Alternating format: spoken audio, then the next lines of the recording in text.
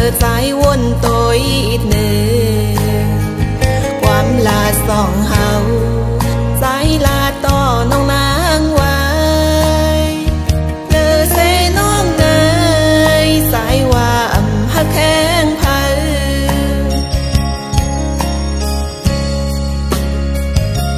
เมื่อแล้วนายสายเลน้องเลยหักกันบ่มีเขาหึงซ้ำป่อเต็ม15 ปีเปิ้นหันเฮาซ้ำขึ้นซ้อมคอยความเปิ้นสอเฮาคือเฮาตาปุ่นเฮาสองผ่านยันตั้งหั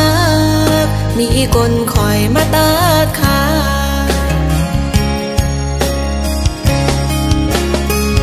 เปิ้นเห็นหน้านางซ้ำป่อเลยยานผ่านลูกผ่านผู้เมื่อไหนขอเปิดว่าน้องเป็นคนพานอ่อนโกยอำเมินสุดท้ายเป็นลูกสะเทโกนมีโลเตียวเฮถืออยู่ซ้อมกันต่อเจ้าป่อตาย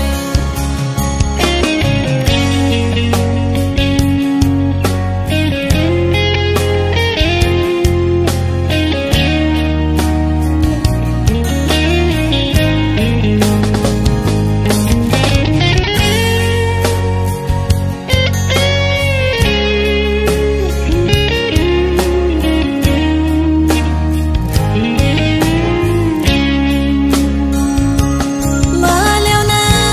ยสายเลน้องเลยหักกันบ่มีเขาหึงซ้ำป่อเต็ม15 ปีเปิ้นหันเฮาซ้ำขึ้นซ้อมคอยความเปิ้นสอเฮาคือเฮาตาปุ่นเฮาสองผ่านยันตั้งหักมีคนคอยมาตัดขา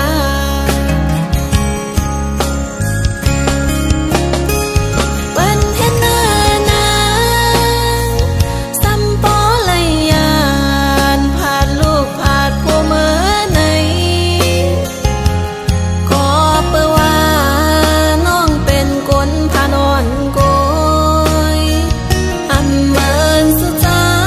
ยเป็นลูกสะเทโกนมีโลเตียวเฮถืออยู่ซ้อมกันต่อเจ้าป่อตายเตียวเฮถืออยู่ซ้อมกันต่อเจ้าป่อ